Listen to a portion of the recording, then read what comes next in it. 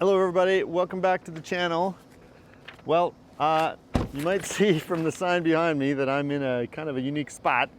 If you follow the channel, you know that we have a Rivian R1T, which we love absolutely, and we also have had a Rivian R1S, which actually we sold recently, and that's a subject for another day. We did love it, absolutely love it, but we're actually in the market for a new type of vehicle. So surprise!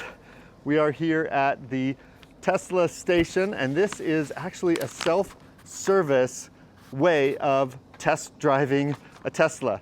So I want to talk you through our thought process of how we arrived here today, and we haven't done it yet, but we're really close to deciding which vehicle we want to buy. All right, we're in the Model 3 now. Robin's taking a little test drive. Whoa, there's a little get up.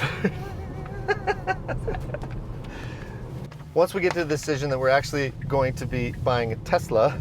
So if we're not going to buy a Rivian, what are we going to buy? And then the Tesla stands out because of range, price point, and charging network and technology. And the features and the interface, I think, are top notch. We want to talk a lot about that in future videos if we do make this purchase. But the long and short of it is that Tesla just has a lot of advantages over some of the non-Tesla brands, and one of the main things is the range. This is a 340-mile range on this car. That's a lot of range, and even though we won't drive it a long ways a lot, that range actually makes a difference in a day-to-day city driving. We do have another electric vehicle, a small Volkswagen e-Golf. Absolutely love it, but it maxes out at 70-80 miles range. Which means in the winter, you don't take it to the airport in Denver because the airport is basically in Kansas. Yeah, so since we're actually in the Tesla camp, then the question is this: whether or not we want a Model 3 or a Model Y. Those are really the only two decent options within this Tesla range because of the price point and the size, right? We're not really interested in the other models, the Model S or the Model X or the Cybertruck. I do keep reaching for the stocks. So when you compare the Model Y and the Model 3, they're slightly different, especially in size, especially when you talk about storage in the back. That's the biggest thing. But one of the things to note is that basically they're the same cost. For a new vehicle, they're essentially the same price. One of the things to note about this particular Highland version, which is a sort of a decision point, is it doesn't have stalks on the side.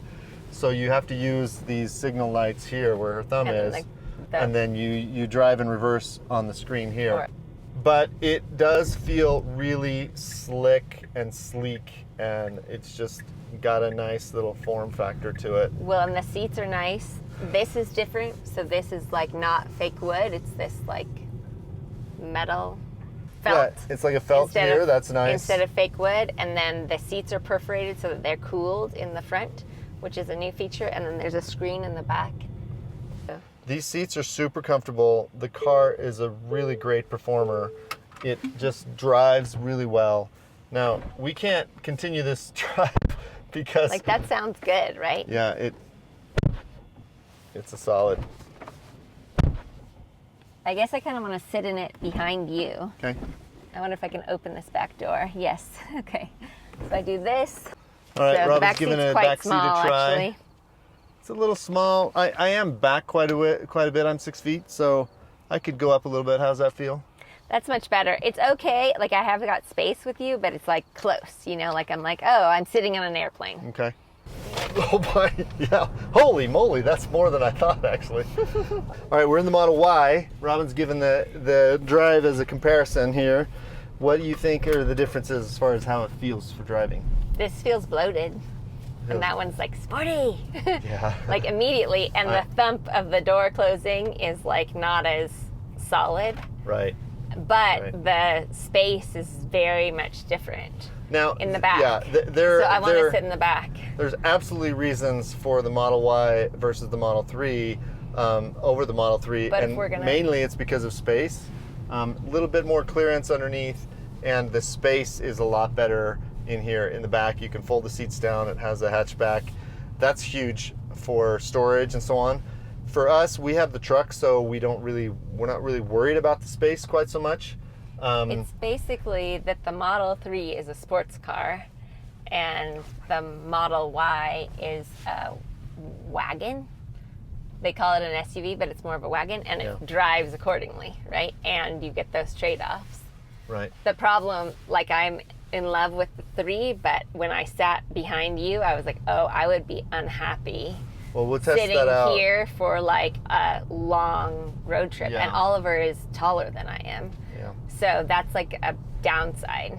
But if I were gonna get a Y, I would want to wait for the Juniper, which who knows when that next actually year comes. maybe. That's the other decision, is whether you buy used or new. So we've gone back and forth with this. Now the reason that we're gravitating toward new in this particular decision item is mainly because of the federal incentive, the state incentive, if you qualify for those.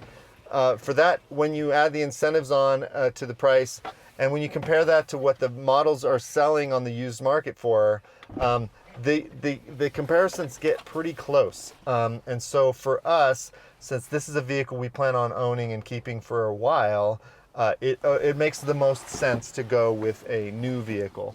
You want to try the back seat now? Yeah, because I just want to see how much different it is, and it looks like it's pretty significant. I would move the seat back quite a bit, actually. So that's comfortable for me right about there. How much space do you have? About the same or a little more?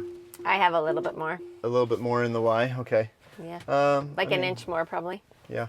Now we only have 3 more minutes for this particular test drive, so let's get out and talk about some of the last pieces on the outside, and look maybe in the back and see the comparison of sizes.